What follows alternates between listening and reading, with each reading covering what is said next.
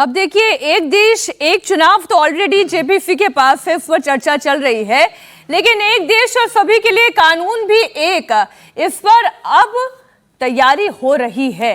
मोदी सरकार का इशारा, फिर पुष्कर सिंह धामी का जो हमने ये बयान अभी दर्शकों को सुनाया। वक्फ के बाद एक और मिशन, सबसे बड़ा मिशन यूसीसी। समीर जी, देखिए, निश्चित रूप से uniform civil code Bharatiya Janata party के एजेंडे में प्रमुख रूप से रहा है। जब भारतीय जनता पार्टी विपक्ष में थी तब भी अपने घोषणा पत्र में यूनिफॉर्म सिविल कोड का जिक्र करती थी, आर्टिकल 370 का जिक्र करती थी। उत्तराखंड में जिस तरीके से लागू हुआ है और उसके बाद पूरे देश में उसकी जो चर्चा हुई है, मुझे लग रहा है भारतीय जनता पार्टी के जो शासित जो राज्य है वहां पर इसकी तैयारी शुरू कर दी गई है। और अभी 2 दिन पहले अमित शाह जी भोपाल गए हुए थे, वहां उन्होंने कैबिनेट की बैठक ली थी, मुख्यमंत्री के साथ आवास पर चर्चा की थी। उस बैठक में भी उन्होंने यूनिफॉर्म सिविल कोड को लेकर जिक्र किया है। तो मुझे लग रहा है कि आने वाले दिनों में जो भारतीय जनता पार्टी के शासित राज्य है, गुजरात में कमेटी बना दी गई है, दूसरे राज्यों में चर्चा चल रही है, तो मुझे लग रहा है कि भारतीय जनता पार्टी इस पे आगे बढ़ेगी। अब ये देखना होगा कि केंद्र सरकार क्या इसे खुद लेकर पहले आती है या भारतीय जनता पार्टी के शासित जो राज्य है वो इसे अपने राज्यों में लागू करते हैं, उसके बाद केंद्र सरकार लागू करती है।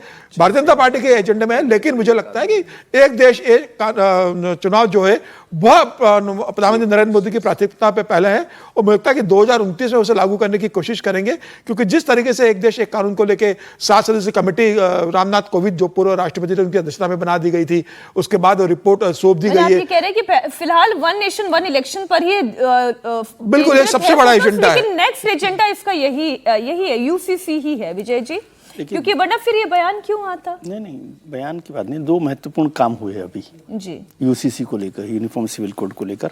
एक तो अब प्रधानमंत्री जी ने नया नाम दे दिया उसको, पहले यूसीसी हम कहते थे, अब उन्होंने सेक्युलर सिविल कोड कर दिया है। 2 बड़ी बात हुई, एक तो उत्तराखंड सरकार ने उसको लागू कर दिया है, कुछ और राज्य सरकारों में इसकी तैयारी हो रही है, मध्य प्रदेश में हो रही है, गुजरात में हो रही है, वो है। लेकिन उससे बड़ा काम क्या हुआ है कि जो 22nd लॉ कमीशन था उसने यूसीसी पर बड़ी चर्चा की थी, बड़ी विस्तार से चर्चा हुई है। लेकिन जो उनके जज साहब थे, चेयरमैन थे, उनका कार्यकाल पूरा हो गया, लॉ कमीशन का कार्यकाल पूरा हो गया, तो वो उसकी रिपोर्ट सबमिट नहीं हुई। तो सरकार इस हफ्ते 23rd लॉ कमीशन की गठन कर रही है और जो जस्टिस हैं उनको वहाँ पर अपॉइंट कर रही है, चेयरमैन को और मेंबर्स को कर रही है। तो जैसे ही वो काम पूरा होगा, मुझे लगता है, क्योंकि पिछले वाला जो लॉ कमीशन था उसने काम पूरा कर लिया अपनी तरफ से मोटे तौर पर, लेकिन रिपोर्ट उसने सबमिट नहीं की थी। तो जब 23rd लॉ कमीशन बन जाएगा तो वो कितना टाइम लगाता, मतलब ये नहीं है कि अगले हफ्ते आ जाएगी, लेकिन वो जल्दी से जल्दी इस पर काम करेगा, रिपोर्ट लेकर आएगा। दूसरी बात, उसके साथ साथ राज्यों में वो काम करेंगे, ये माहौल बनाया जाए। तीसरी बात यह है कि यूसीसी संविधान में जो जिक्र किया गया, नीति निर्देशों में उसको शामिल किया गया था, तो सरकार बार बार कह रही है कि बाबा साहब की बात थी, कांग्रेस ने लागू नहीं किया।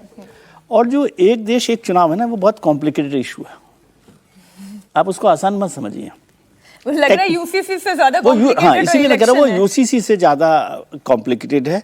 उसका जो एक पहला स्टेप है कि पहले तो ये हो, सेंसस हो, जनगणना हो, जनगणना के बाद डिलिमिटेशन हो, डिलिमिटेशन के बाद सीटों को बढ़ाने का काम हो, और उसके बाद एक देश एक चुनाव हो। तो मुझे किसी हाल में नहीं लगता कि वो 2029 में एक देश एक चुनाव पर हम बढ़ेंगे, मतलब फैसला वो चुनाव एक देश एक चुनाव वाले नहीं होंगे।